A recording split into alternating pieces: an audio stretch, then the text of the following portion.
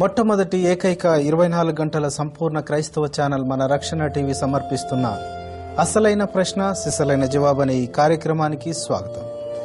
ఈరోజు ఈ అసలైన ప్రశ్న సిసలైన జవాబు అనే ఈ కార్యక్రమంలో మనతో పాటు దైవజనులు, Bible expert reverend Sudhakar Monditoka, founder Hitha, pastor of centenary Baptist church Secunderabad వారు మనతో ఉన్నారు.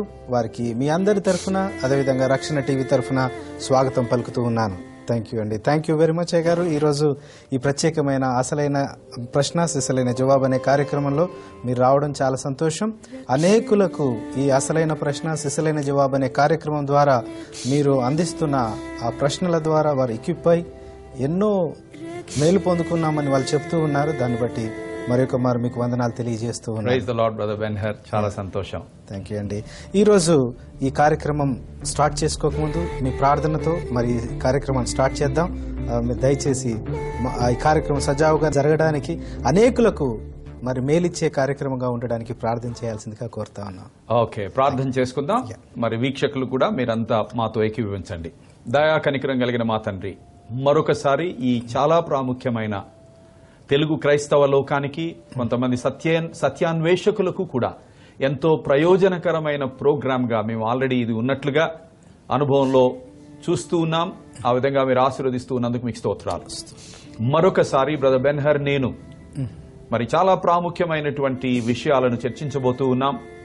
మరి మాకు రాసి పంపించినటువంటి ప్రశ్నలకు సమాధానం చెప్పబోతూ ఉన్నాం.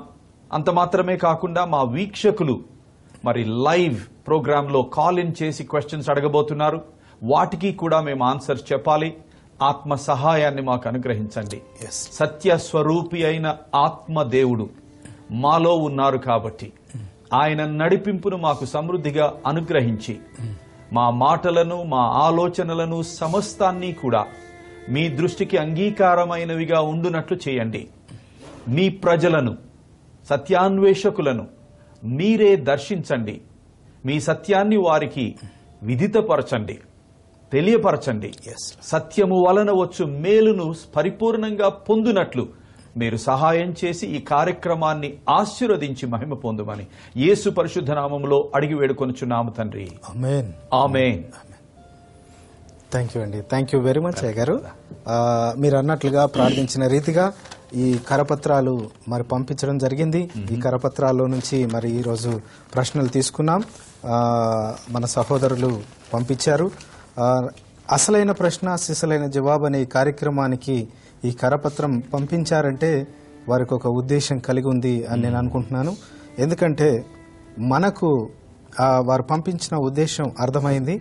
దాంట్లోని మర్మాలు వారికి, అంటే బైబిల్లోని మర్మాలు వాళ్ళకి తెలియకుండా ఉన్నాయి. వాటిని తెలిసేటట్టుగా చేయాలనే ఉద్దేశంతో ఈ కరపత్రాలను తీసుకొని ప్రశ్నలు వారు ఏవైతే పంపించారో దాన్ని బట్టి మరి ప్రశ్నలు ప్రిపేర్ చేయడం జరిగింది.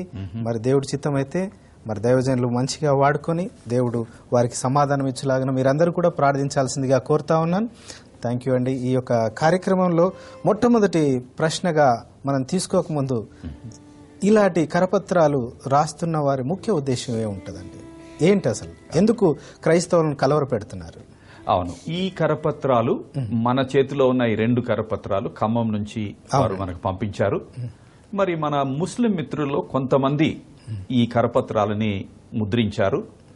ఆ కరపత్రాల ద్వారా వాళ్ళు ఏమి కమ్యూనికేట్ చేయడానికి ప్రయత్నం చేస్తున్నారు అనేది జాగ్రత్తగా చదివి చూస్తే, బైబిలులో యేసుక్రీస్తు ప్రభువుని గురించి ఏ ఏ సత్యాలు అయితే ఉన్నాయో అవి సత్యాలు కాదు, అసత్యాలు అని, ఆ సత్యాలకు భిన్నమైనటువంటి వాటిని వాళ్ళ సోర్సెస్ నుంచి, వాళ్ళ గ్రంథాలలో నుంచి మరి ప్రచురించారు.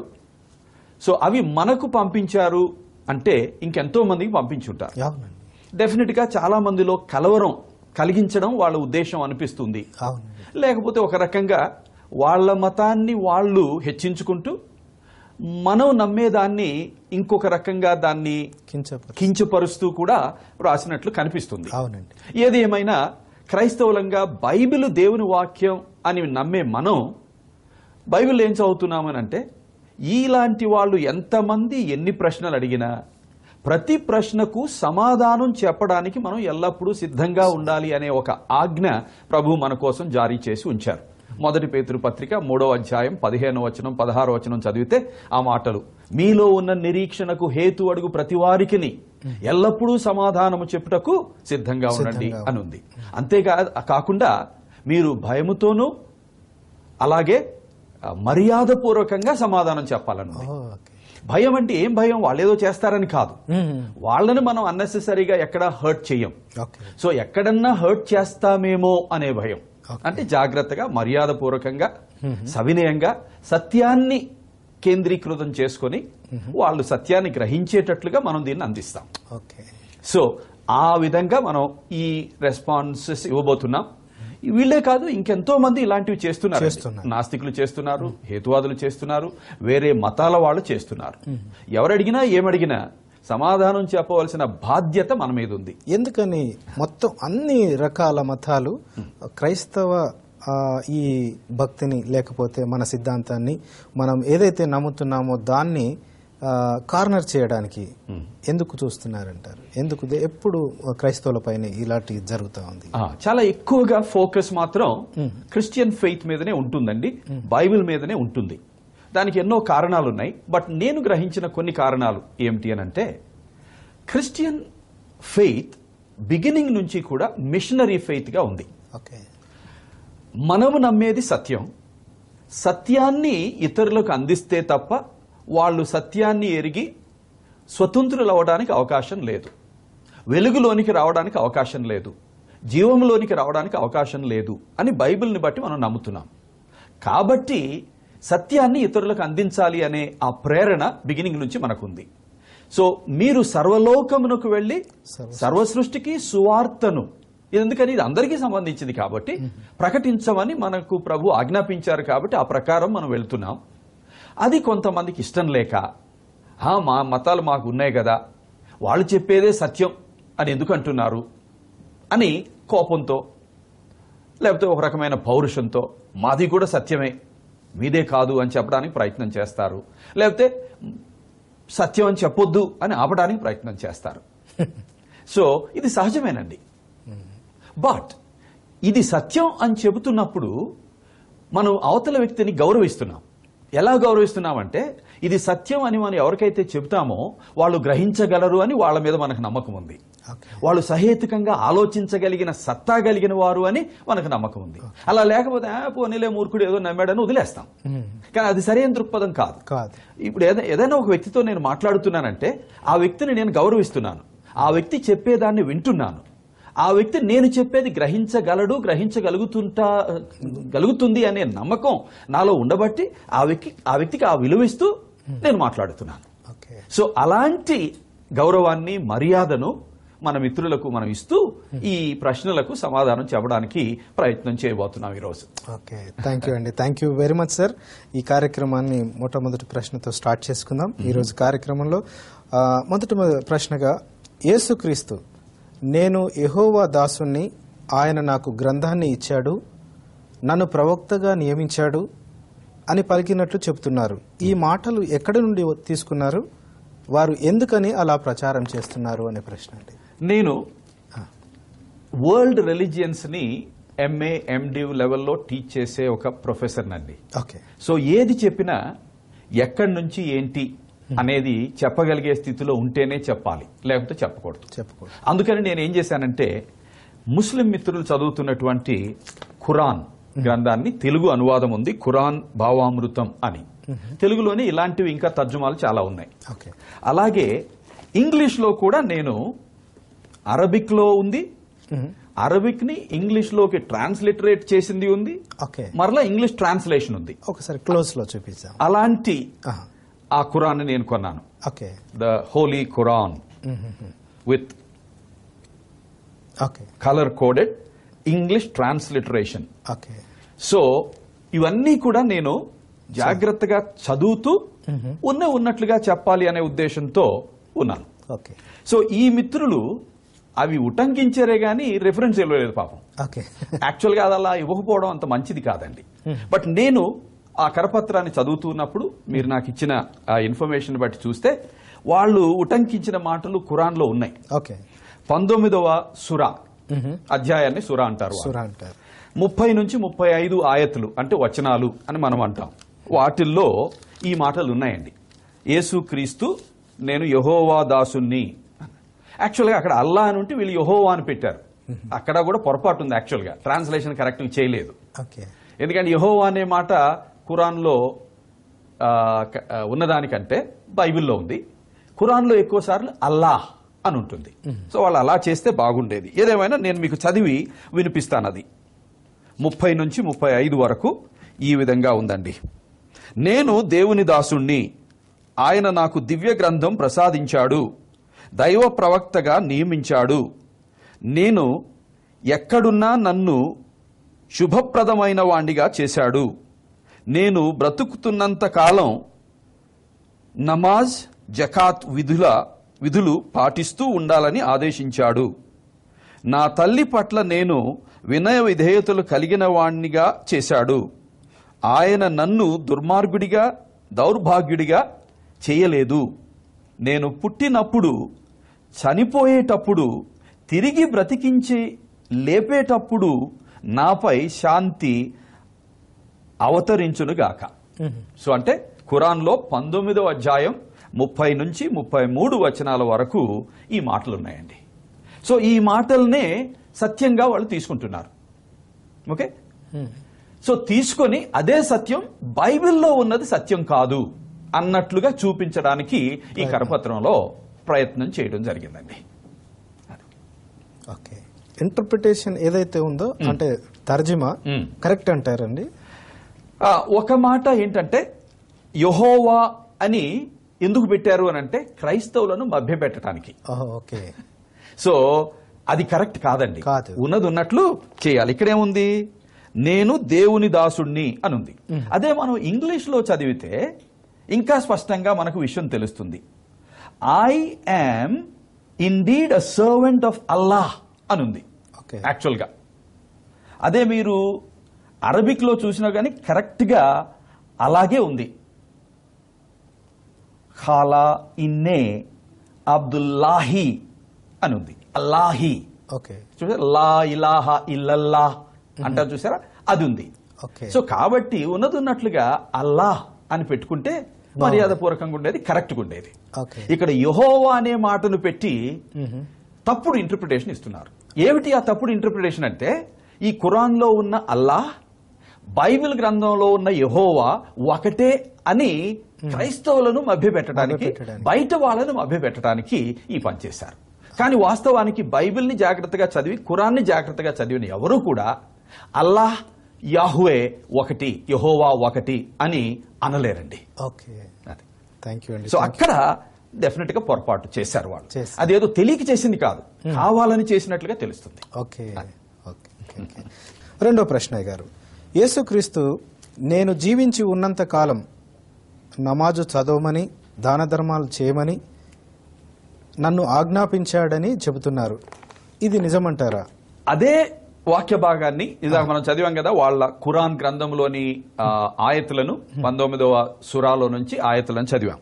ఇంకొంచెం ముందుకు చదువు వెళ్తే అదే విషయాన్ని ఇంకా క్లియర్ గా మనం చూస్తాం. ఆ గ్రంథం ప్రకారం యేసు ప్రభు వారు ఇలా అన్నట్లుగా ఉంది. అది సత్యమా కాదా ఎలా మనం తేల్చుకోవాలి, తర్వాత చూద్దాం. బట్ ఏ మాటలు వాళ్ళు రాశారో చూద్దాం. నేను బ్రతికున్నంత కాలం నమాజ్, జకాత్. నమాజ్ అంటే ప్రార్థనలు, రోజుకి 5 సార్లు ప్రతి శుక్రవారం చేసేవి. అవంతా ఆ ముస్లిం 5 పిల్లర్స్ అని అంటారండి. 5 కార్యాలు వాళ్ళు చేయాలి. వాటిలో ప్రార్థన, నమాజ్ మొదటిది. రెండవది జకాత్ అంటే పేదలకు, తరువాత ఆ మత సంబంధమైన కార్యకలాపాలకు ఉపయోగించబడటానికి వాళ్ళ ఆదాయంలో నుంచి కొంత శాతం తప్పనిసరిగా ఇవ్వాలండి మంచి కార్యాల కొరకు. సో ఆ డబ్బు ఇవ్వడం, ఇంకా వేరేవి కూడా ఉన్నాయి. సో వాటిని పాటిస్తూ ఉండాలని అల్లా నన్ను ఆదేశించాడు అని యేసు ప్రభువు చెప్పినట్లుగా ఇక్కడ ఈ గ్రంథంలో ఉంది. అయితే ఇది కరెక్టా కాదా, ఇది సత్యమా కాదా అనేది మనం తెలుసుకోవాలి. అవునండి. ఎవరైనా ఏదైనా చెప్పొచ్చండి, ఎవరైనా ఏదైనా రాయొచ్చు. ఇప్పుడు నేనే ఒక మాట చెప్పొచ్చు, ఏది నేను ఒక ప్రవక్తని అని చెప్పొచ్చు. కష్టమేం కాదు కదా. కష్టమేం కాదు. నాకు తెలిసిన ఒక ఆయన నేనే దేవుణ్ణి మానవ అవతారంలో వచ్చిన వాడిని అని చెప్పాడు. నేను ఎట్లా నమ్మాలండి అని అంటే నమ్మాల్సిందే అన్నాడు. సరే, జస్ట్ మీరు చెప్పింది నేను నమ్మాల్సి వస్తే మరి నేను చెప్పింది కూడా మీరు నమ్మాల్సి వస్తుంది, నమ్ముతారా అన్న. అప్పుడు ఆయన కొంచెం ఆలోచనలో పడ్డాడు. నేనేం చెప్తానంటే, నేనే దేవుణ్ణి మానవావతారంలో వచ్చిన వాడిని అని మీరు చెప్పింది అసత్యం సార్, ఇప్పుడు నమ్ముతారా అన్నాను. సో కేవలం మాటలు చెప్తే కుదరదండి. సత్యాసత్యాలు రుజువుల మీద వాటి మీద ఆధారపడి ఉంటుంది. సో బైబిల్ ఏం చెప్తుంది? అలా చెప్పినట్లు ఎక్కడ లేదు. ఆయన నేనే మార్గాన్ని, సత్యాన్ని, జీవాన్ని అని చెప్పినట్లుంది. నేను దేవుని కుమారుణ్ణి అని చెప్పినట్లుంది బైబిల్లో. ఉదాహరణకి బైబిల్లో యోహాను సువార్త 1వ అధ్యాయం మొదటి 3 వచనాలు ఎవరైనా చదివితే ఎంతో స్పష్టంగా యేసుప్రభుని గురించి బైబిల్ ఏం చెప్తుందో తెలిసిపోతుందండి. బహుశా అందరికీ సుపరిచితమైనటువంటి వాక్యాలు అయినప్పటికీ ఉన్నది ఉన్నట్లుగా చదివితే మంచిది అని అనిపిస్తుంది నాకు. సో కాబట్టి నేను చదువుతాను. మన వీక్షకులు కూడా బహుశా వాళ్ళు దేవుని వాక్యం బైబిల్ గ్రంథాన్ని చేతుల్లో ఉంటే చూస్తే కూడా మంచిది అని నేను భావిస్తూ ఉన్నాను. ఆది యందు వాక్యం ఉండెను. వాక్యం అనేది యేసు ప్రభు వారికి ఉన్న పేర్లలో, బిరుదుల్లో ఒక బిరుదు. సో ఆది యందు వాక్యం ఉండెను అనే చోట వాక్యము స్థానంలో యేసు అని పెట్టుకోవచ్చు. సో ఆది యందు యేసు ఉండెను. వాక్యం అనగా యేసు దేవుని యొద్ద ఉండెను. ఆ వాక్యం అనగా యేసు దేవుడై ఉండెను. ఆయన ఆది యందు దేవుని యొద్ద ఉండెను. సమస్తమును ఆయన మూలముగా కలిగిన. కలిగి ఉన్నదేదియు ఆయన లేకుండా కలుగలేదు. సో ఈ బైబిల్ ప్రకారం యేసు మానవ రూపంలో ఉన్నప్పటికీ కేవలం మానవుడు కాదు. మానవ రూపంలో ఉన్న దేవుడు, ఆదిలో ఉండి సృష్టిని జరిగించినటువంటి సృష్టికర్త అయినటువంటి దేవుడు. బైబిల్ ప్రకారం తండ్రి, కుమార, పరిశుద్ధాత్మలుగా ఉన్నటువంటి ఏకదేవుడు ఉన్నాడు. దైవత్వంలో ఏకత్వం ఉంది, వ్యక్తిత్వంలో త్రిత్వం ఉంది. సో త్రిత్వంలో ఏకత్వం, ఏకత్వంలో త్రిత్వం, అదే దైవత్వం బైబిల్ ప్రకారం. సో అలాంటి దైవం మనకు బైబిల్లో కనిపిస్తున్నారు. సో ఆ ముగ్గురు దైవ వ్యక్తుల్లో యేసుక్రీస్తు ప్రభు ఒక వ్యక్తి, ఒక దైవ వ్యక్తి. సో ఆయన దైవం, సృష్టికర్త. సో అలా బైబిల్ చాలా స్పష్టంగా తెలియచేస్తుంది. యేసు ప్రభువారే ఆ విషయాన్ని ధృవీకరిస్తూ చాలా మాటలు చెప్పారు, కార్యాలు చేశారు. నేను చెప్పేది మీరు నమ్మకపోయినా చేసిన దాన్ని బట్టైనా నేను చెప్పేది నిజమని మీరు తెలుసుకోండి అని నమ్మని వాళ్లకు, క్రిటిసైజ్ చేసే వాళ్ళకు ఒక సవాలు విసిరారు ఆయన అప్పుడే. అయితే ఖురాన్ దానికి కరెక్ట్ గా భిన్నంగా చెబుతుంది. రెండు కరెక్ట్ అవుతాయా?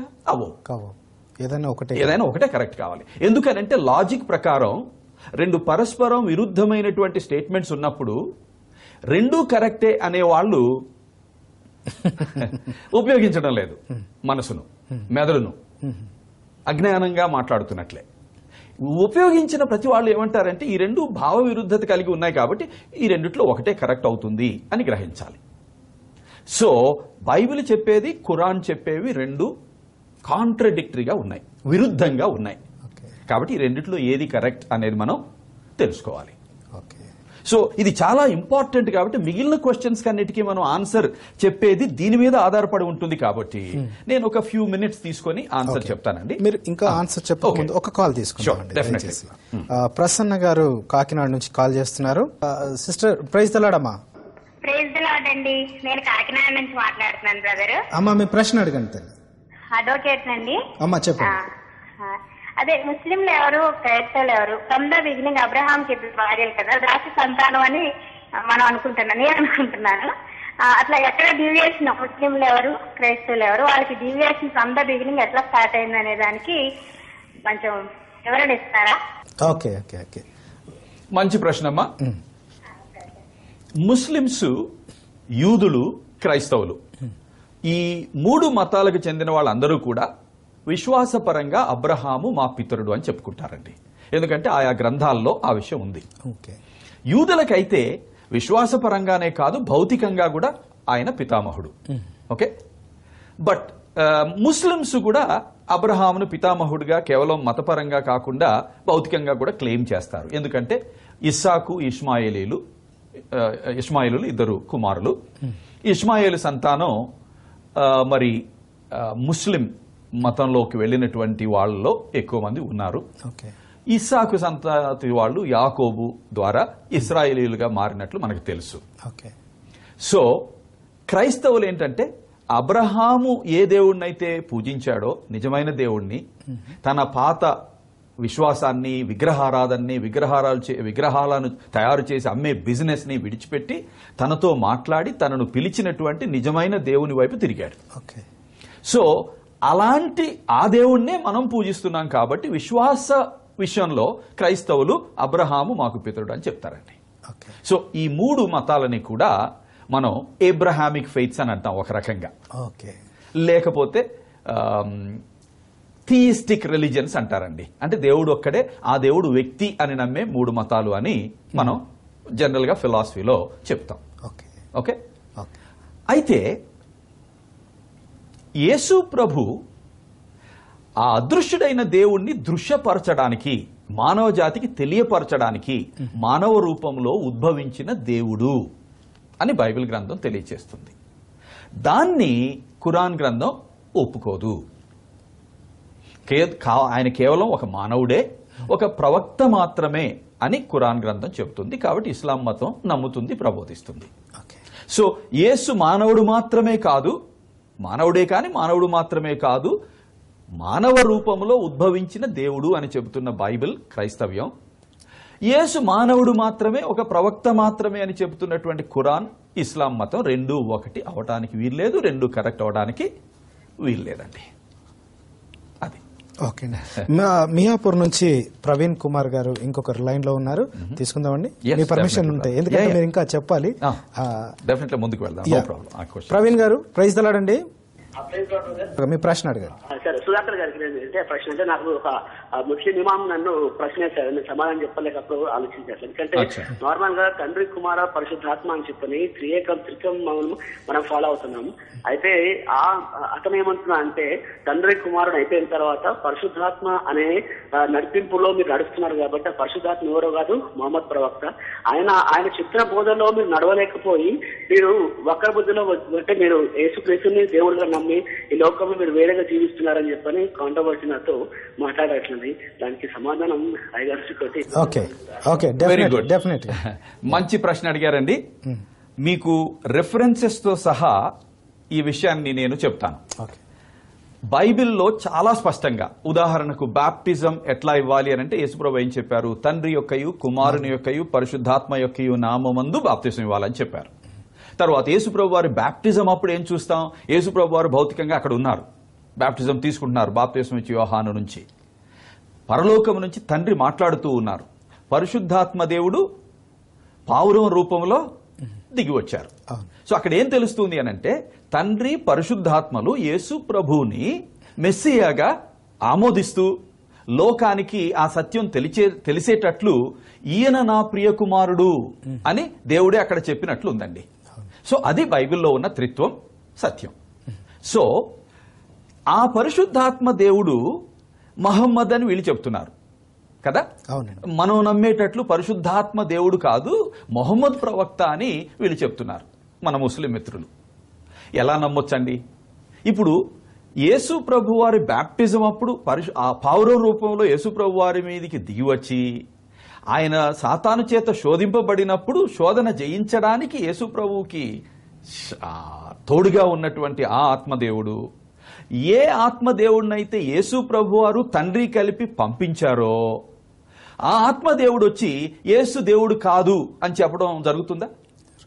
సో బైబిల్లోనేమో ఆత్మదేవుడు నేను పంపిస్తాను, నేను వెళ్ళిన తర్వాత ఆయన వచ్చి మిమ్మల్ని సర్వసత్యములోనికి నడిపిస్తారు, నేనేమైతే మీకు బోధించానో వాటిని మీకు తిరిగి జ్ఞాపకం చేస్తారు, ఆ సత్యం మీరు గ్రహించేటట్లు సహకరిస్తారు అని యేసుప్రభు వారి ఆ పరిశుద్ధాత్మ గురించి చెప్పారు. యోహాను సువార్త 14, 15, 16 అధ్యాయాల్లో చదివితే చాలా గంభీరంగా విషయాలు ఉన్నాయి. ఆయన సత్యస్వరూపి అయిన ఆత్మ, మిమ్ములను సర్వసత్యములోనికి నడిపించు ఆత్మ, ఆత్మ దేవుడు అని ఉంది అక్కడ. సో మొహమ్మద్ ప్రవక్త దేవుడు అని అంటారా మరట్లయితే? ఇస్లాం మతం ప్రకారం అది బ్లాస్ఫమీ, దేవదూషణ. మొహమ్మద్ ప్రవక్తను వాళ్ళు కేవలం మనిషే అంటారు, దేవుడు అనరు, దేవుని కుమారుడు అనరు. కానీ ఆ పరిశుద్ధాత్మ దేవుడు దేవుడు. తరువాత పరిశుద్ధాత్మ దేవుడు రూపము లేనివాడు. అందుకని ఆయన దిగివచ్చిన విషయం మానవులు గుర్తించడానికి ఈ టంగ్స్ ఆఫ్ ఫైర్ అంటే అగ్ని రూపంలో దిగివచ్చినట్లు చూస్తాం. ఓకే, ఆయన శక్తిని, ఆయన ప్రెజెన్స్ ను వాళ్ళు గుర్తించేటట్లు. మరి మొహమ్మద్ ప్రవక్త అట్లా రూపం లేని ఆత్మ, ఇవన్నీ ఆలోచించాలి. తరువాత ఆయన నన్ను గురించిన సత్యం మీకు జ్ఞాపకం చేస్తాడు అని యేసు ప్రభు చెప్పారు. అలాగే పరిశుద్ధాత్మ దేవుడు వచ్చి శిష్యులకు ఆ సత్యాన్ని తెలియపరిచి, ఆ సత్యాన్ని పూర్తిగా వివరించి, ఆ సత్యాన్ని వాళ్ళు దేవుని గ్రంథమైన బైబిల్లో రాసేటట్లు ప్రేరేపించారు. మరి మొహమ్మద్ ప్రవక్త ఎవరు? ఈ సత్యాన్ని వ్యతిరేకించే వ్యక్తి. సో ఇద్దరు ఎట్లా అవుతారండి? తరువాత యేసు ప్రభు జన్మించి, జీవించి, మరణించి, మృత్యుంజయుడై తిరిగి లేచిన తర్వాత, ఆయన పరలోకానికి వెళ్ళిన తర్వాత పరిశుద్ధాత్మ దిగి వస్తాడు అని. ఆ పరిశుద్ధాత్మ దేవుడు అపోస్తలుల కార్యం 2వ అధ్యాయంలో మనం చదివితే దిగి వచ్చినట్లు ఎప్పుడు? మొదటి శతాబ్దంలో ఉంది. మొహమ్మద్ ప్రవక్త ఎప్పుడు వచ్చారండి? 7వ శతాబ్దంలో వచ్చారు. అంటే 600 ఆల్మోస్ట్ 550-600 సంవత్సరాల తర్వాత వచ్చారు. ఈ ఇద్దరు బైబిల్లో ఉన్న పరిశుద్ధాత్మ దేవుడు, మొహమ్మద్ ప్రవక్త ఒకటని ఎట్లా చెప్తారండి? కొంచెం కామన్ సెన్స్ ఉపయోగిస్తే అసలు ఈ ఇద్దరు వ్యక్తులు ఒకటి కాదు. ఒక వ్యక్తి ఏమో దైవ వ్యక్తి, ఒక వ్యక్తి ఏమో రూపము లేని ఆత్మదేవుడు. ఒక వ్యక్తి ఏమో యేసు ప్రభువుని గురించిన సత్యాన్ని శిష్యులకు పూర్తిగా తెలియపరిచి, ఆ సత్యాన్ని వాళ్ళు క్రోడీకరించి వ్రాసేటట్లు వాళ్ళను ప్రేరేపించినటువంటి ఆత్మదేవుడు. ఆ ఆత్మదేవుడు మొదటి శతాబ్దంలో అంటే 1st century ADలో అరౌండ్ 33 AD ఆ టైంలో వచ్చారు. మరి దాంతో పోల్చి మహమ్మద్ ప్రవక్తను చూస్తే ఆయన 7th centuryలో వచ్చిన ఆయన మనిషి మాత్రమే, దేవుడు కాదు, ఆత్మస్వరూపి కాదు, భౌతికమైనటువంటి స్వరూపం కలిగిన వాడు, ఆత్మ లోపల కలిగిన వాడు, యేసు ప్రభువుని గురించి సత్యాన్ని అన్నింటినీ కూడా వ్యతిరేకిస్తూ ఉన్నవాడు. సో బైబిల్లో ఉన్న ఆత్మదేవుడును మొహమ్మద్ ప్రవక్త ఒకటి అని చెప్పడానికి అసలు ఏ విధమైనటువంటి ఆధారం లేదు. కామన్ సెన్స్ కూడా ఒప్పుకోదండి. ఓకే, ఇంకొక ఫోన్ కాల్ తీసుకుంటామండి. జయశేఖర్ గారు ఏలూరు నుంచి లైన్ లో ఉన్నారు. ప్రైజ్ దలాడండి. సార్ ప్రైజ్ సార్, నా పేరు శంకర్ అండి, వెస్ట్ గోదావరి నుంచి. ప్రశ్న అడగండి సార్. సార్ ఇప్పుడు మనం ఖురాన్ లో యేసు ప్రభు వారు ఇలా అన్నారు అనే కొన్ని విషయాల గురించి మనం డిస్కస్ చేస్తున్నాం కదండి. అవునండి. నా ప్రశ్న ఏంటంటే సార్, ఇప్పుడు మనం ఖురాన్ యొక్క విశ్వసనీయత ఏంటి అనేది తెలుసుకోవాలనుకుంటున్నాను సార్. మంచి ప్రశ్న అడిగారు. Very good, thank you very much. అండి యాక్చువల్ గా ఇందాక నేను ఏ ఆన్సర్ అయితే చెప్పబోతూ ఉన్నానో దానికి ఆ ఆన్సర్ నే క్వశ్చన్ రూపంలో మీరు అడుగుతున్నారు. సో నేను ఆన్సర్ మీకు ఇస్తాను. సో ఆల్రెడీ మనకు క్లియర్ అయిపోయింది, బైబిల్ ఖురాన్ పరస్పరం విరుద్ధమైన విషయాలను ప్రబోధిస్తూ ఉన్నాయి. కాబట్టి బైబిల్ దేవుడు, ఖురాన్ దేవుడు ఒకటి అవటానికి వీల్లేదు. నంబర్ 1. సో బైబిల్, ఖురాన్ రెండు ఈక్వల్ గా కరెక్ట్ అవడానికి, సత్యం అవడానికి వీలు లేదు. ఈ రెండిట్లో ఏది సత్యం అనేది తెలుసుకోవడానికి నేను కొన్ని విషయాలు మీకు రుజు ప్రమాణాలతో చూపిస్తాను. ఉదాహరణకి భార్యల విషయంలో బైబిల్ ఏం చెబుతుంది? వారు బలహీనమైన ఘట్టములని ఎరిగి మీరు వారిని గౌరవప్రదంగా చూడండి అని చెబుతుందండి. మొదటి పేతురు పత్రిక 3వ అధ్యాయంలో ఉంది. ఓకే, కరెక్ట్ గా దానికి ఖురాన్ ఏం చెప్తుంది అని అంటే 4వ అధ్యాయం 34వ వచనం చదివితే మనకు అర్థమవుతుందండి. ఖురాన్ 4వ అధ్యాయం 34వ వచనం. దేవుడు స్త్రీలపై పురుషులకు కొంత ఆధిక్యత ప్రసాదించడం వలన పురుషులు తమ సంపదను స్త్రీల కోసం ఖర్చు పెడుతున్నందువల్ల పురుషులు స్త్రీలపై వ్యవహారకర్తలు అవుతారు. కనుక సుగుణవతులైన స్త్రీలు తమ భర్తలకు విధేయత చూపుతూ వారి కనుసన్నలలో నడుచుకుంటారు. పురుషులు అంటే ఇంటి పట్టున లేనప్పుడు దేవుని రక్షణలో వారి హక్కులు కాపాడుతూ ఉంటారు.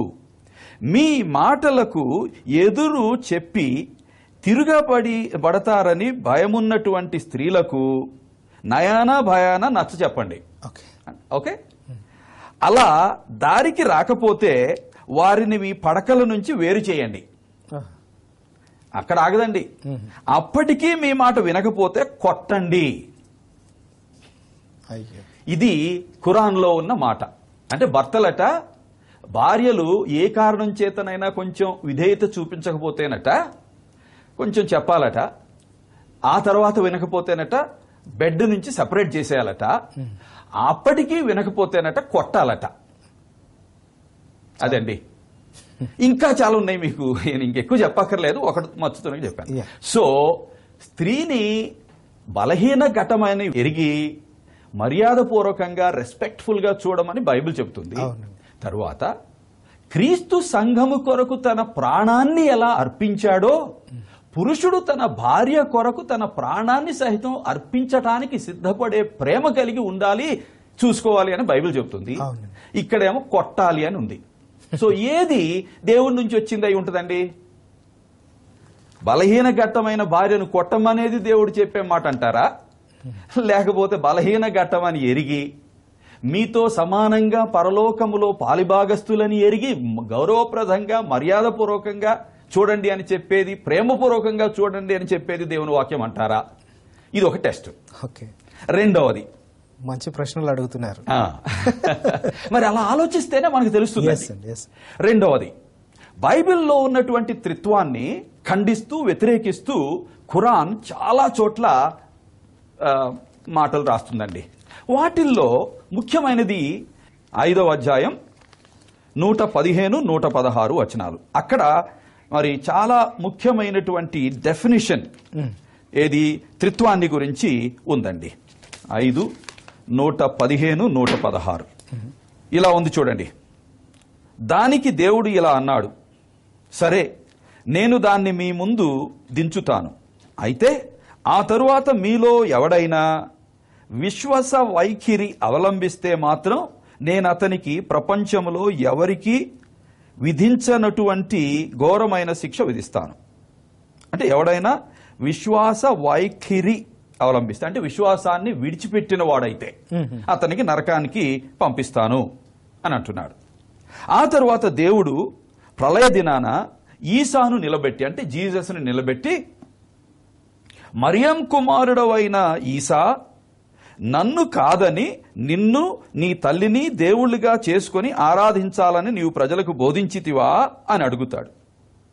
అంటే బైబిల్లో ఉన్న త్రిత్వాన్ని గురించి ఖండించే భాగం. ఎందుకంటే మీరు ఇంకొంచెం ముందుకు చదివితే ఓకే అదే త్రిత్వాన్ని గురించిన అంశం అని మీకు తెలుస్తుంది.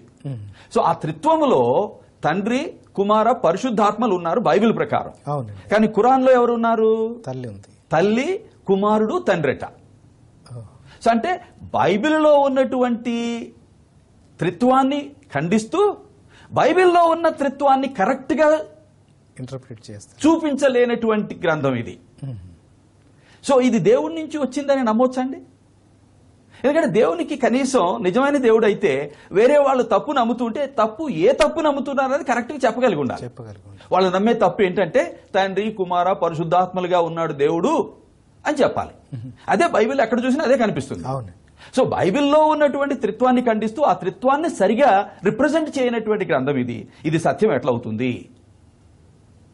మనం ఆలోచించాలి. ఆ తరువాత ఈ త్రిత్వాన్ని గురించి ఇచ్చిన ఇంటర్ప్రిటేషన్ కూడా తప్పండి. ఈ త్రిత్వాన్ని ఎలా ఇంటర్ప్రిట్ చేస్తుందంటే 6వ అధ్యాయంలో మనకు తెలుస్తుంది. ఒకసారి చూద్దాం. 6వ అధ్యాయం, ఖురాన్లో 6వ అధ్యాయం 100వ వచనం, 101వ వచనం చూస్తే అక్కడిచ్చే భాష్యం అంటే వివరణ మనకు తెలుస్తుంది. చూడండి. అయినా మానవులు తమ సృష్టికర్త అయిన దేవునికి భూత పిశాచాలను సాటి కల్పించి పూజిస్తున్నారు. పైగా వారు తెలిసో తెలియకో ఆయనకు కొడుకుల్ని, కూతుళ్లను కూడా అంటగడుతున్నారు. కానీ దేవుడు ఎంతో పరిశుద్ధుడు. వారు కల్పించి పలుకుతున్న మాటలకు ఆయన ఎంతో అతీతుడు. ఆయన యావత్తు భూమి ఆకాశాలనే సృజించిన అద్భుత శక్తి సంపన్నుడు. ఆయనకసలు భార్యే లేనప్పుడు సంతానం ఎలా కలుగుతుంది? అంటే తండ్రి కుమారుల యొక్క సంబంధాన్ని ఎలా వివరిస్తుంది ఖురాన్? భార్యను కలిగిన ఒక వ్యక్తి కుమారుణ్ణి కంటే, సో భార్య, భర్త, కుమారుడు త్రిత్వం అని చూపిస్తుంది. కానీ బైబిల్లో అసలు అది ఎక్కడుందండి? దేవుడు ఆత్మ అని ఉంది బైబిల్లో. ఆత్మ గనుక ఆయనను ఆరాధించువారు ఆత్మతోనూ సత్యముతోనూ ఆరాధించాలని ఉంది. ఆత్మ అయిన దేవునికి శరీరం ఉంటుందా? లైంగికత్వం ఉంటుందా? భార్యాభర్తల సంబంధం ఉంటుందా? అలాంటి ఆత్మైన దేవుని గురించి మాట్లాడుతూ భార్యాభర్తల సంబంధం ఆ దేవునికి ఆరోపించడం ఎంత భయంకరమైన విషయం అండి, తప్పు కదండి. సో అలాంటి ఇంగితమైన జ్ఞానం, జస్ట్ కామన్ నాలెడ్జ్, ఆత్మైన దేవునికి లైంగికత్వం లేనప్పుడు భార్యాభర్తల సంబంధం ఆరోపించడం, అట్రిబ్యూట్ చేయడం ఘోరం కదండి. తెలియని వాళ్ళు రాస్తారు, అది తెలిసిన వాళ్ళు రాయరు కదా. సో ఈ విధంగా అసలు త్రిత్వాన్నేమో కరెక్ట్ గా రిప్రజెంట్ చేయలేదు. ఆ తరువాత ఆ త్రిత్వ సంబంధాన్ని భార్య భర్త కుమారుల సంబంధంగా చిత్రీకరించినటువంటి ఈ గ్రంథం దేవుడి నుంచి వచ్చిన గ్రంథం అవుతుందా అని ఎవరైనా ఆలోచిస్తే అనుమానం రాక తప్పదండి. సో అలా ఆలోచిస్తూ ఉన్నప్పుడు ఇంకా చాలా విషయాలు బయటపడ్డాయి. ఉదాహరణకి ఇంకొకటి చెప్తాను. సో ఇది దేవుని వాక్యం అయితే ఇలా ఉండడానికి అసలు వీలే లేదు. అట్లనే ఇప్పుడు రెండు చెప్పాను నేను. ఒకటేంటి, ఫస్ట్ ఏం చెప్పానండి, భార్యలను కొట్టండి అని ఉంది ఇక్కడ. కానీ అక్కడేముంది బైబిల్లో, భార్యలను ప్రాణం పెట్టినంతగా ప్రేమించండి అని ఉంది.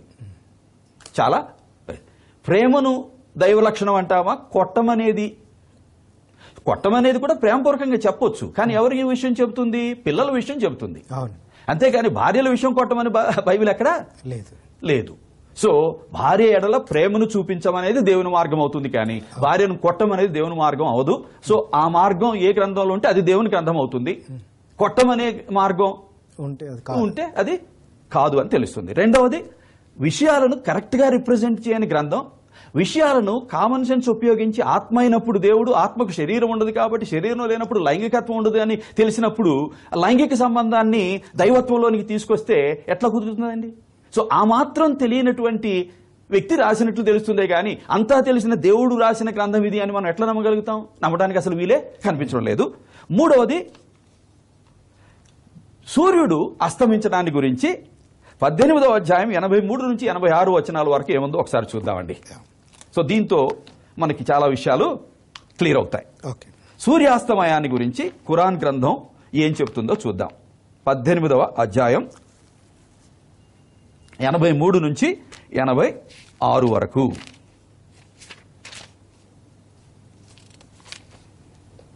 ఓకే.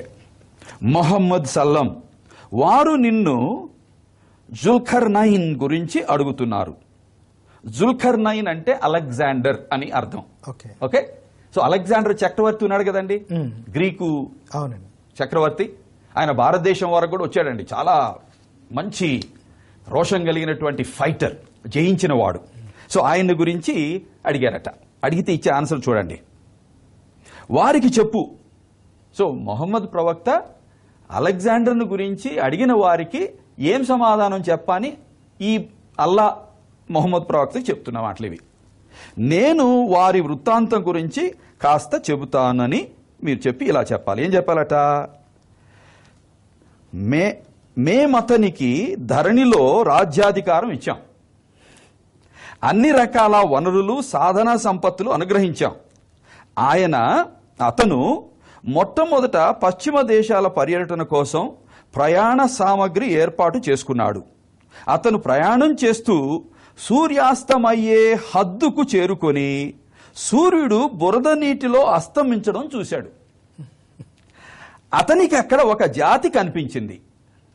అంటే ఖురాన్ ప్రకారం సూర్యుడు అస్తమించే ఒక స్థలం ఉందట.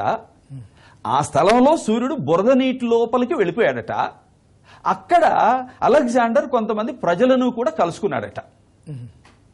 సైన్స్ ఏం చెబుతుందండి? భూమి ఇట్లా ఉంది, భూమి ఇలా తిరుగుతూ ఉంటుంది, సూర్యుని చుట్టూ కూడా తిరుగుతుంటుంది. సో భూమి తిరిగేదాన్ని బట్టి కొంత సమయం వెలుతురుంటుంది, కొంత సమయం వెలుతురు లేని టైం ఉంటుంది. దినం రాత్రి అలా అవుతాయి. సో సూర్యుడు నిజంగా ఒక చోటకి లోపలికి వెళ్ళిపోవటం అట్లా ఏముండదండి. సూర్యుడు ఓకే, సో అదంతా మనకు తెలుసు. కానీ ఇక్కడేముంది? సూర్యుడు అస్తమించే స్థలానికి అలెగ్జాండర్ వెళ్ళాడట. ఆ స్థలం ఎక్కడుందండి? అసలు ఎక్కడ లేదు కదా. ఇండియాలో అస్తమిస్తాడు, జపాన్లో ప్రతి చోట భూమి చుట్టూ అంతటా అస్తమిస్తానే ఉంటాడు. సో సూర్యుడు అస్తమించే స్థలం లేనప్పుడు ఉంది అని ఈ గ్రంథం చెబుతుంది. అలా కూడా అస్తమించడం ఎక్కడట? బురద నీటిలోకి వెళ్ళిపోయాడట సూర్యుడు. సూర్యుడు బురద నీటిలోకి వెళ్తాడండి? సూర్యుడికి భూమికి మధ్య ఎంత దూరం ఉందండి? ఆ విషయాలు కూడా తెలియకుండా ఈ విషయాన్ని రాస్తారు. సో సూర్యుడు అస్తమించే స్థలం ఉందా? లేదు, సైన్స్ ప్రకారం, కామన్ సెన్స్ ప్రకారం. కానీ ఖురాన్ ప్రకారం ఉంది. ఆ స్థలం కూడా ఎట్లంట, బురద కలిగినటువంటి నీళ్లతో కూడిన స్థలం అట, అందులోకి సూర్యుడు వెళ్ళిపోయాడట. అలాంటిది ఏదైనా ఉందా? లేదు. అలెగ్జాండర్ అక్కడికి వెళ్ళి అక్కడున్న ప్రజలను కలిశాడట. మరి వాళ్ళెవరో మనకు తెలీదు. సో దీన్ని ప్రశ్నిస్తే మన ముస్లిం మిత్రుడు జకీర్ నాయక్ గారు, డాక్టర్, ఆయన మెడికల్ డాక్టర్ అనుకోండి, ఆయన ఇచ్చిన వివరణ ఏంటంటే, లేదండి ఖురాన్ చెప్పేది ఏంటంటే అలెగ్జాండరు సూర్యాస్తమయ్యే టైంకి అక్కడికి వెళ్ళాడు అని అర్థం అని చెప్పారండి. చాలా చక్కగా చమత్కారంగా చెప్పినట్లుంది. కానీ అసలు ఈ వాక్యానికి అర్థం ఏంటి అనేది అసలు చెప్పవలసింది ఎవరు? మొహమ్మద్ ప్రవక్తే చెప్పాలి. తర్వాత ఆయనకి సన్నిహితులుగా ఉన్నవారు చెప్పాలి. ఆ విషయాలు మనకి ఎక్కడ దొరుకుతాయనంటే హదీస్లో దొరుకుతాయి. అందుకే నేను అన్నిటికంటే చాలా రిలయబుల్ సహీ అల్ బుఖారీ తెచ్చానండి. ఈ సహీ అల్ బుఖారీలో ఏముంది? 3991 అనే ఆ నరేషన్లో కరెక్ట్ గా ఇంటర్ప్రిటేషన్ ఏమిచ్చాడు అని అంటే, సూర్యుడు a spring of water which has mud, అక్కడ అస్తమిస్తున్నాడు అని ప్రాఫెట్ మొహమ్మద్ చెప్పాడు. సో అంతేగాని అలెగ్జాండరు సూర్యాస్తమయ్యే ఆ సమయానికి ఆ స్థలానికి వెళ్లి ప్రజలను కలిశాడు అని ఈ జకీర్ నాయక్ గారు చెప్పింది మొహమ్మద్ గారు చెప్పిన దానికి ఏకీపించడం లేదు. అంటే జకీర్ నాయక్ గారు ఏం చెప్తున్నారంటే, ఈరోజు ఖురాన్ కంటే, ఖురాన్ని రాసి దాని భాష్యం చెప్పిన మొహమ్మద్ గారి కంటే నాకు బాగా తెలుసు అని చెప్తున్నాడండి ఈయన. కాబట్టి మన ముస్లిం మిత్రులు తెలుసుకోవాల్సింది ఏంటంటే, జకీర్ నాయక్ గారి మాట వినాలనా, ప్రాఫెట్ మొహమ్మద్ గారి మాట వినాలనా? ప్రాఫెట్ మొహమ్మద్ గారిని అడిగితే ఇది ఆయన సూర్యాస్తమయం జరిగే సమయానికి అక్కడికి వెళ్ళాడు అని చెప్పే భాష్యం కరెక్ట్ కాదు, పచ్చి అబద్ధం. అది ఏదో తప్పించుకోవడానికి, ఇక్కడ తప్పు లేదు అని చూపించడానికి చేసే ప్రయత్నం తప్ప ఇంకొకటి లేదు.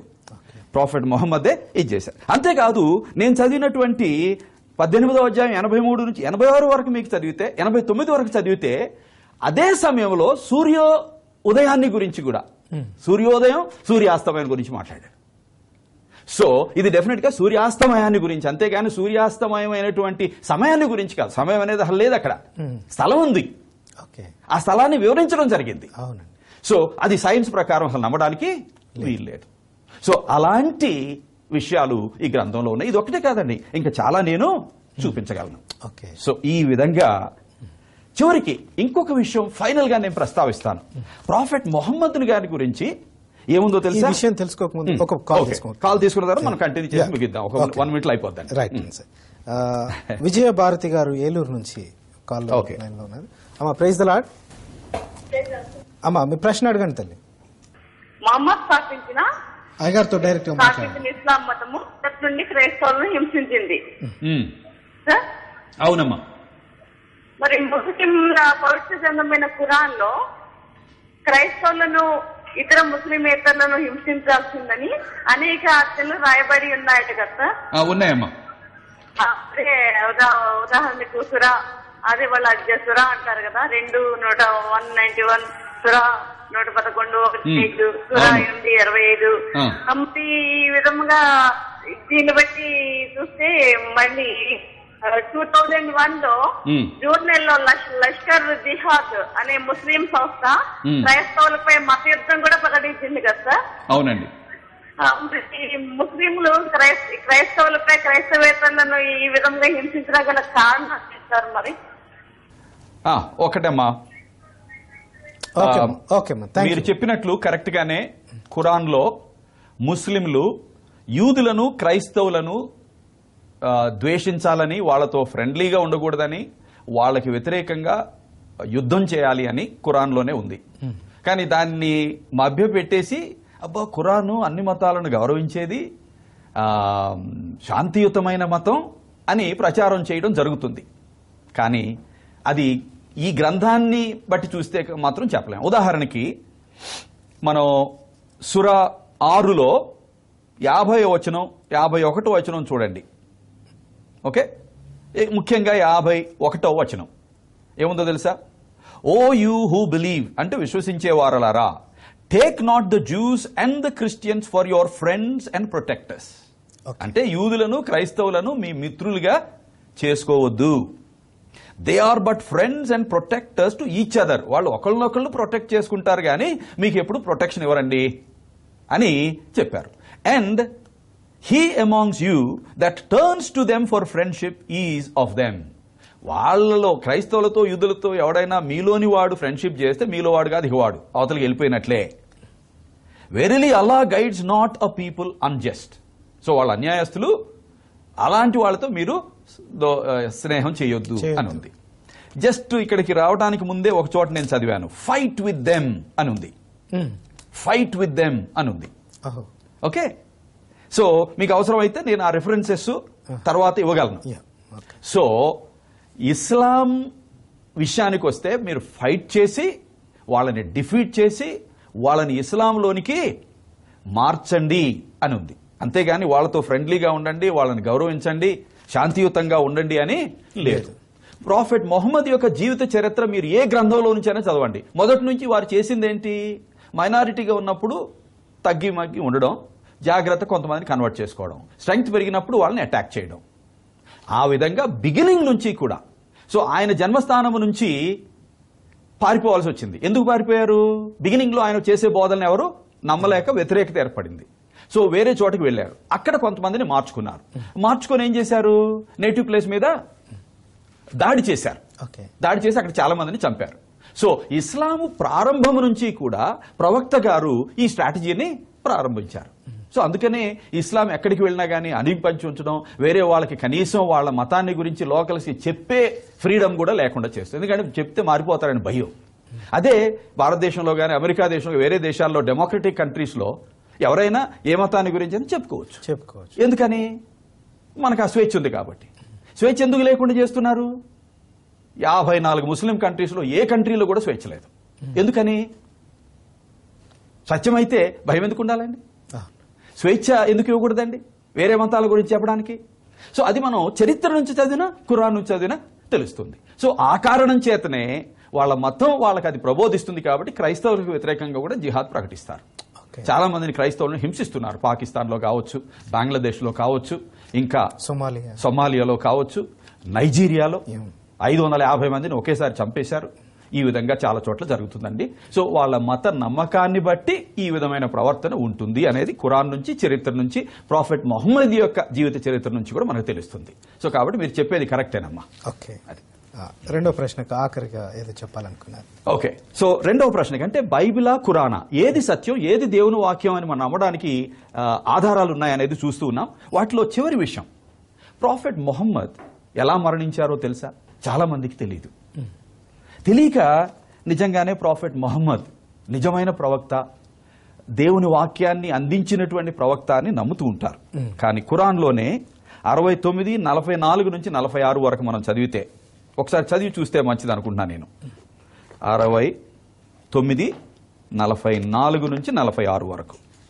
ఇది ఎవరిని కూడా మనం తక్కువ చేసి మాట్లాడటానికి కాదు, ఉన్నది ఉన్నట్లుగా సత్యాన్ని సత్యంగా మనం తెలుసుకోవడానికి. అంతే, ఏదైతే కరపత్రికలు మనకు పంపించారో వాటికి మనం ఆన్సర్స్ ఇస్తున్నాం అంతే. అది కూడా ఏదో మన సొంతంగా చెప్పట్లేదు, గ్రంథం నుంచే చెప్తున్నాం. ఓకే, సో ఖురాన్ లో సూరా 69 ఆయతులు 44 నుంచి 46 వరకు ఈ విధంగా ఉందండి. ఇది సర్వలోక ప్రభువు నుండి అవతరించిన దివ్యవాణి. ఇతను స్వయంగా కల్పించి ఏదైనా విషయం ప్రచారం చేస్తే మేము అతని కుడి చేయి పట్టుకొని కంఠనాళం కోసివేసేవాళ్ళం. అంటే ఇంగ్లీష్లో ఆర్టరీ అని ఉంటుంది. అంటే కుడి చేతిని ఇట్లా పట్టుకొని ఇక్కడ గుండెకాయకి రక్తాన్ని ప్రసరణ చేసే ఒక నాళం ఉంటుందండి, దాన్ని కట్ చేసేస్తాడట అల్లా. ఎవరికి? ప్రవక్త ఏదైనా తప్పు చెబితే, అసత్యం చెబితే. అప్పుడు మమ్మల్ని ఈ పని నుంచి ఏ శక్తి అడ్డుకోలేదు. అంటే ఏ శక్తి అడ్డుకోలేదు. ప్రవక్త తప్పుడు బోధలు చేస్తే, తప్పు చెబితే అతన్ని కుడి ప్రక్కన ఉన్నటువంటి రక్తనాళాన్ని కట్ చేసి చంపేస్తాం అని చెప్పాడు అల్లా ఖురాన్లో. ఓకే, అయితే ప్రాఫెట్ మొహమ్మద్ ఎలా చనిపోయారో తెలుసా? చరిత్ర చదివినా, ఏ గ్రంథం చదివినా, మరి ముఖ్యంగా ఈ షహీ అల్ బుఖారి, ఎందుకంటే కొన్ని హదీస్ అంటారు వీటిని, మనం రిఫర్ చేస్తే అబ్బాయి ఇది మేము నమ్మమండి అని కూడా కొంతమంది ముస్లిం మిత్రులు అంటారు. కానీ అన్ని వర్గాలకు చెందిన ముస్లిం మిత్రులు ఈ హదీస్ కలెక్షన్ అంటారు దీన్ని, సహీ అల్ బుఖారీ. ఇది మాత్రం అందరూ యాక్సెప్ట్ చేస్తారు. ఇందులో మనం చదివితే చాలా డీటెయిల్డ్గా మొహమ్మద్ ప్రవక్త చదివిపోయిన విషయం ఉంది. సహీ అల్ బుఖారీ 26:17లో ఉంది. సహీ ముస్లింలో 54:30లో ఉంది. ఇబ్న్ సయీద్లో 252లో ఉంది. సహీ అల్ బుఖారీలో 44:28లో ఉంది. సహీ అల్ దావూద్లో 44:98లో ఉంది. ఇబ్న్ సయీద్లో 52:15లో ఉంది. ఈ విధంగా వీటన్నిటిలో ఏముందో తెలుసా? చివరికి సహీ అల్ బుఖారీ 25:88లో ఉంది. మొహమ్మద్ ప్రవక్త కొంతమంది యూదుల్ని చంపేస్తారు, పిల్లల్ని, స్త్రీలను, పెద్దవాళ్ళని. అక్కడ ఒక యూదా మతంలో ఉన్నటువంటి ఒక స్త్రీ, ఆ స్త్రీ జైనాబ్ ఆమె పేరు, మొహమ్మద్ ప్రవక్త దగ్గరకు తనతో ఉన్న వాళ్ళ దగ్గరికి వచ్చి మీకు ఇష్టమైనటువంటి ల్యాంబ్ కర్రీ చేసుకొస్తాను అని చెప్తుంది. తన తండ్రిని, తన కుటుంబ సభ్యుల్ని చంపారు. ఆమె వీళ్ళ దగ్గరికి వచ్చి మీకు మంచి ల్యాంబ్ కర్రీ చేసుకొస్తానంటే ఓకే అంటారు. ఆమె పాయిజన్ కలిపి చేసుకొచ్చింది. మొహమ్మద్కి పెట్టుకున్న వెంటనే పాయిజన్ అని తెలిసినా కానీ తినేశారు. అతను చూసిన దాన్ని బట్టి బిషన్ అనే తన అనుచరుడు కూడా తినేశాడు. అతనికి తిన్న వెంటనే పాయిజన్ అని తెలిసింది. కానీ మొహమ్మద్ తిన్నారు కాబట్టి ప్రవక్త కదా, నేను తిన్నా ఏం కాదనుకున్నాడు. సో తిన్న తర్వాత శ్రమలు ప్రారంభమయ్యాయి. ఎటో పరిస్థితి మారిపోతుంది. అప్పుడు బిషన్ అంటాడు, మీకు ఎలా ఉంది అని అంటే, పాయిజన్ తిన్నట్లుంది, మతంతా తిరిగిపోతుంది, నా కుడి రక్తనాళాన్ని ఎవరో కట్ చేస్తున్నట్లుగా ఉంది అని అంటాడు. ఓకే, మరి అయినా ఎందుకు తిన్నారు అని అడుగుతాడు బిషన్. ఏది వాళ్ళకి చివరి ఇదిలో ఎందుకు అని అంటే, అల్లా నన్ను ప్రొటెక్ట్ చేస్తారు నమ్మకం నాకు ఉంది కాబట్టి తినేశాను అన్నాడు. పాయిజన్ అని తెలిసింది అయినా తినేశాను, ఎందుకంటే అల్లా నన్ను ప్రవక్తను కాబట్టి కాపాడుతారని నాకు ధైర్యం ఉంది కాబట్టి తినేశాను అంటాడు.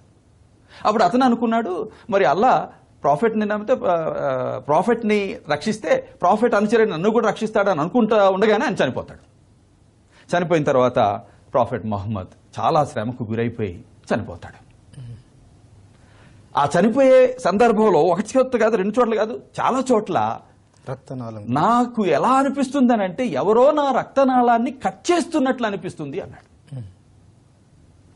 ఆయన నిజంగా ప్రవక్త అయితే ఆమె కలిపింది విషయం అని తెలీదా? తర్వాత తెలిసింది. మరి తెలిసిన తర్వాత అల్లా నన్ను రక్షిస్తాడని నమ్మాడే, రక్షించలేదే. చివరికి ఎవరైతే అబద్ధాలు చెబుతారో వాళ్ళ రక్తనాళాన్ని కట్ చేసి నేను చంపుతాను, ఎవరూ నన్ను ఆపలేరు అన్నటువంటి ఆ మాటలు ఆయన విషయంలోనే నెరవేరుతున్నట్లు ఆయనే తన సొంత నోటితో చెప్పిన మాటలు ఇవి. సో కాబట్టి మొహమ్మద్ ప్రవక్త గారిని గురించి ఆయన చెప్పిన మాటలే, ఖురాన్లో ఉన్న మాటలే, హదీస్లో ఉన్న మాటలే మనకి ఏం తెలియచేస్తూ ఉన్నాయి? ఆయన చెప్పిన మాటలే ఆయనకే అప్లై అయిపోయినాయి. పాపం చనిపోయాడు. తర్వాత ఇంకొక చోట, మీకు ఎవరైనా పాయిజన్ పెడితే ఆడ్ నెంబర్ ఆఫ్ డేట్స్ తింటే అది మెడిసిన్ లాగా పనిచేస్తుందని చెప్పారు prophet Muhammad. Odd number of dates మరి తినుండొచ్చు కదా, పాపం మరి తినలేదు, చనిపోయారు. ఇప్పుడు ఎవరైనా సరే ఎవరైనా పాయిజన్ చేస్తే మన ముస్లిం మిత్రులు ఆడ్ నెంబర్ ఆఫ్ డేట్స్ తిని, మెడిసిన్ కదా అది, ధైర్యంగా మేము బాగానే ఉంటామని అనుకుంటారా? సో మెడిసిన్ అని చెప్పినప్పుడు మెడిసిన్ లాగా పనిచేయాలి, పనిచేస్తుందా? అది ప్రాఫెట్ మొహమ్మద్ గారే చెప్పారు. సో ఈ విధంగా చాలా విషయాలను బట్టి ఖురాన్, హదీస్లే, వేరేటి కాదు, మన గ్రంథం కాదు, ఇంకొకటి కాదు, జస్ట్ ఖురాన్, హదీస్, ప్రాఫెట్ మొహమ్మద్ యొక్క జీవిత చరిత్ర, వీటిని చూస్తేనే ఆ వారు చెప్పింది దేవుని వాక్యం, దేవుని సత్యం అని నమ్మటానికి ఏ విధమైన ఆధారాలు నాకు కనిపించలేదండి. అది.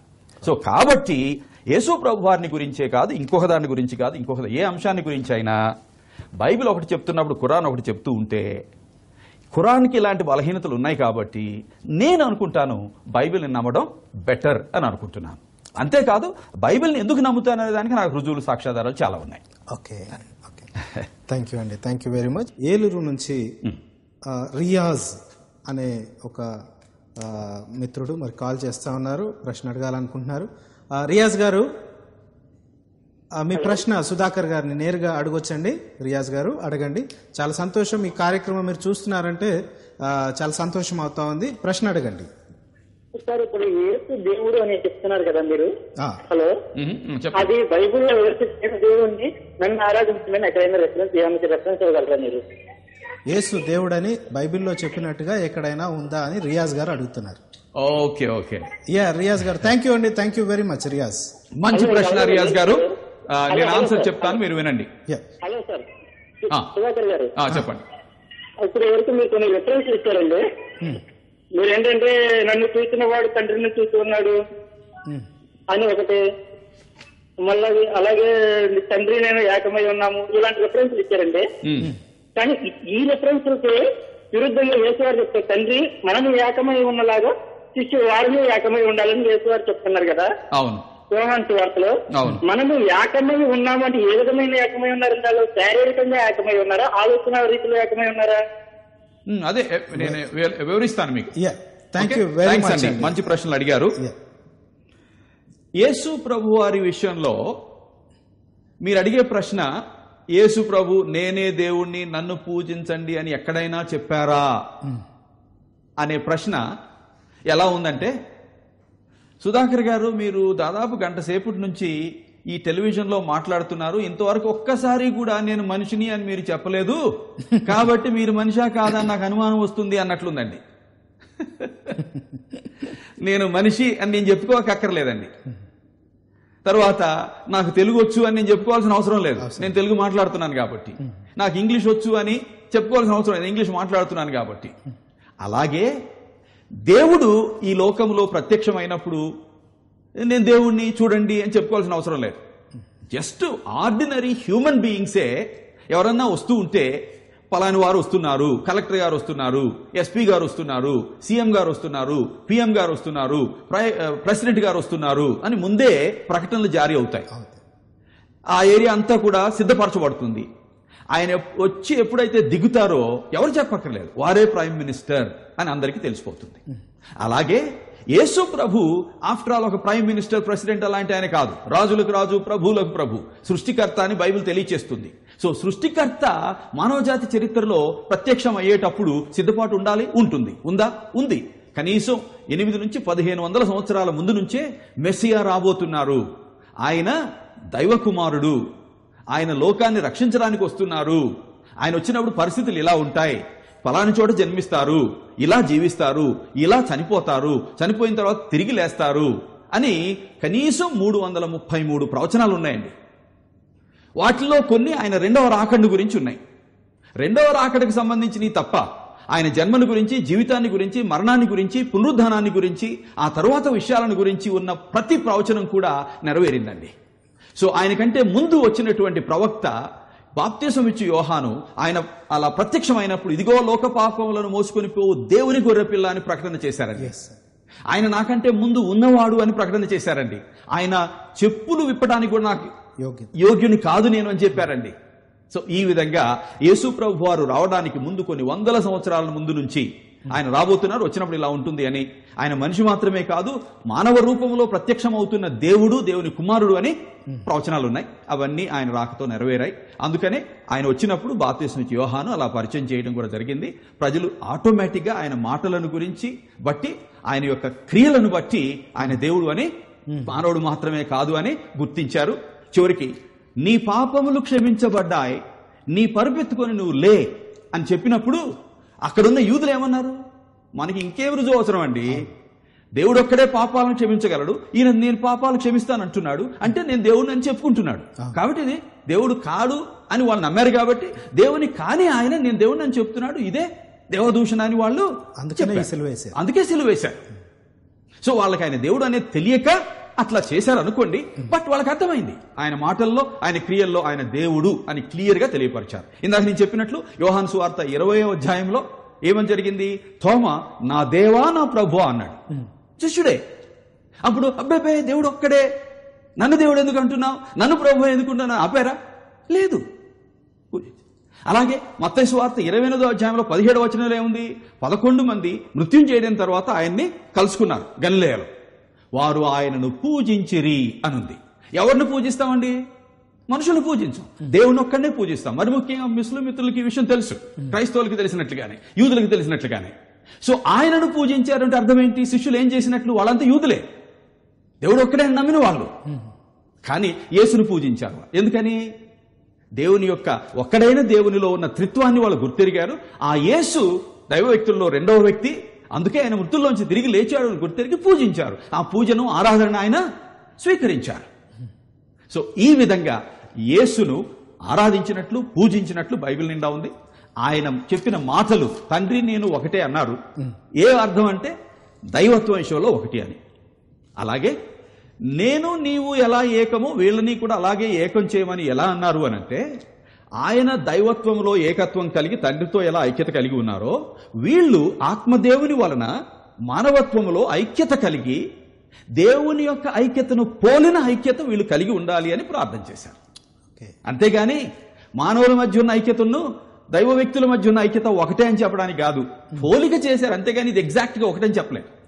ఓకే, సో అలాంటి ఐక్యత దైవ వ్యక్తులు ముగ్గురైనా ఏకత్వంలో ఎలా ఉన్నారో, మనం చాలా మంది అయినా ఒకే ఆత్మ చేత ఐక్యపరచబడ్డాం, ఒకే క్రీస్తు ప్రభువును బట్టి రక్షించబడ్డాం. కాబట్టి ఐక్యత కలిగి ఉండాలని ఆ పోలికను, ఆ స్టాండర్డ్ను మనకిస్తూ ప్రేయర్ చేశారు.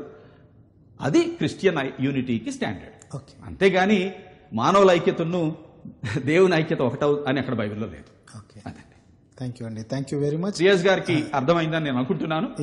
లేకపోతే మీరు తర్వాత మాతో చర్చలో కూడా ఉండొచ్చు. ఆఖరిగా ఎవరైతే మన వీక్షకులుగా ఉన్నారో వారికి మీరు ఇచ్చే సందేశం ఏంటండి? వెల్, ఈరోజు ఈ కార్యక్రమం అంతా చూస్తున్న వారు అంటే ఏదైనా భయం కానీ, ఆందోళన కానీ, లేకపోతే చెప్తున్న దాన్ని బట్టి ఏంటి అనే ప్రశ్న వచ్చుంటే వాళ్ళకి మీరు ఇచ్చే సందేశం ఏంటి? ఒకటేనండి, ఏది సత్యం అనేదాన్నే మనం ముఖ్యంగా పెట్టుకొని ఈ చర్చలో ముందుకు వెళ్తున్నాం. ఎందుకు అనంటే సత్యమే చివరికి జయిస్తుంది, సత్యమే మనలను స్వతంత్రులను చేస్తుంది. దేవుడు సత్యస్వరూపి. సో నిజమైన దేవుణ్ణి మనము కలిగిన వాళ్ళమైతే మనం కూడా సత్యం కలిగి ఉంటాం. సో సత్యానికి ప్రాధాన్యతనిచ్చి ఏది సత్యం ఏది అసత్యం అనేది తెలుసుకోవడానికి మనం సిన్సియర్గా మన వంతు బాధ్యతను నిర్వర్తిస్తూ ప్రయత్నం చేయాలి. ఆ సత్యాన్ని తెలుసుకోవడానికి కొన్ని పద్ధతులు నేను ఆల్రెడీ చూపించాను. ఏదైనా నేను చెప్పిన దాన్ని సత్యమా కాదని తెలుసుకోవడానికి ఎట్లా తెలుసుకుంటామనంటే, ఈ వ్యక్తి చెప్పే మాట లేకపోతే ఈ వ్యక్తి రాసిన మాట సత్యంతో, నిజంతో, వాస్తవికతతో సరితూగుతుందా లేదా అనేది తెలుసుకోవాలి. సో అదే నేను ఇందాక కొంతవరకు చేశాను. సో ఇలా ఉంది, మరి సైన్స్ ప్రకారం, కామన్ సెన్స్ ప్రకారం ఇలా ఉంది. సో అది సత్యం అవుతుందా? అవటానికి వీలు లేనట్లుగా కనిపిస్తుంది. కాబట్టి అది సత్యం అనిపించడం లేదు. దేవుడు రాస్తే సత్యమే అవుతుంది, మానవులు రాస్తే కొంత సత్యం కొంత అసత్యం కలిసి ఉంటాయి. సో ఈ విధంగా ఏదైనా ఒక గ్రంథం దేవుడి నుంచి వచ్చిందా, లేకపోతే దేవుని చేత ప్రేరేపింపబడిన మనుషులు రాస్తే వచ్చిందా, లేకపోతే మనుషులే సొంతగా రాశారా, కల్పించి ఊహించి అక్కడికి కొంచెం ఇక్కడ కొంచెం తీసుకొని అనేది మనం విచక్షణతో తెలుసుకోవాలి. తెలుసుకొని ఏదైతే దేవుని చేత వ్రాయించబడిన గ్రంథం అని మనకు తెలుస్తుందో ఆ గ్రంథంలో ఉన్న సత్యాన్ని మనం స్వీకరించాలి. ఈరోజు అదే విషయం అసలు మనకు రాసిన పంపిన ఈ కరపత్రికలో హెడ్ లైన్స్ లో కూడా యేసు యొక్క నిజమైన మార్గము అని రాసి కిందంతా కూడా ఖురాన్ని నమ్మాలి అని రాశారు. కాబట్టి అది దాని గురించి ప్రస్తావన వచ్చింది కాబట్టి ఈ కార్యక్రమం పెట్టాం. అంతే. ఒకవేళ సత్య నిర్ధారణ పరీక్షలో అది సత్యం అని నమ్మడానికి ఆధారాలుంటే నమ్మొచ్చండి.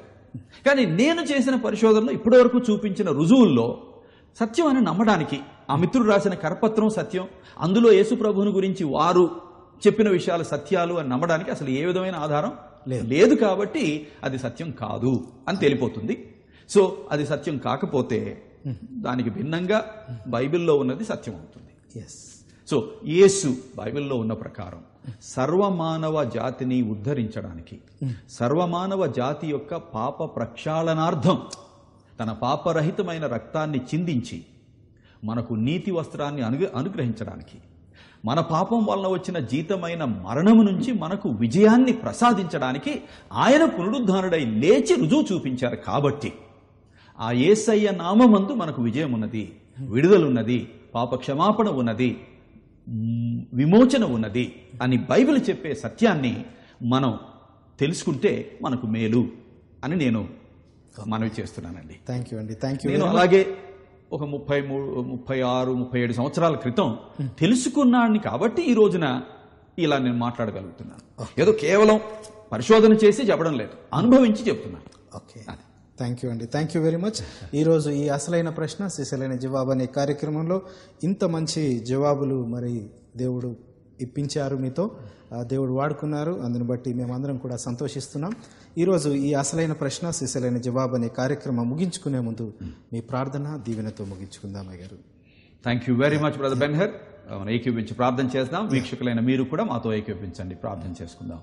సర్వోన్నతుడా, సర్వశక్తిమంతుడా, మా ప్రియ పరలోకపు రాజా, రక్షక, మమ్ములను ప్రేమించి పరలోకపు మహిమను కొంత తగ్గించుకుని మానవ మాతృలుగా మీరు ఈ లోకంలో ఉద్భవించినటువంటి దేవుడు అయినందుకు మిమ్మల్ని పూజిస్తూ ఉన్నాం. క్రీస్తు ప్రభు, తండ్రి, కుమార, పరిశుద్ధాత్మలుగా త్రియేకుడవుగా ఉన్న నిజమైన దేవా, సృష్టికర్త అయిన దేవా, మిమ్మల్ని పూజిస్తూ ఉన్నాం, ఆరాధిస్తూ ఉన్నాం.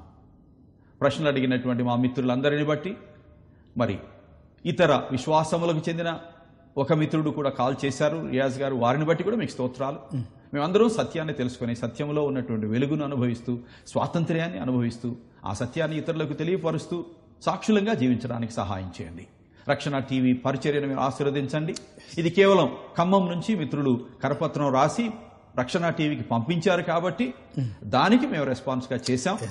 మరి వారు కూడా ఈ విషయాలను గ్రహించి సత్యాన్వేషణలో ముందుకు సాగి సత్యాన్ని తెలుసుకుని మేలు పొందడానికి సహాయం చేయమని మరొకసారి రక్షణ టీవీ పరిచర్య అంతటిని మీరు ఆశీర్వదించి మహిమ పొందమని యేసు పరిశుద్ధ నామములో అడిగి వేడుకొనుచున్నాము తండ్రి.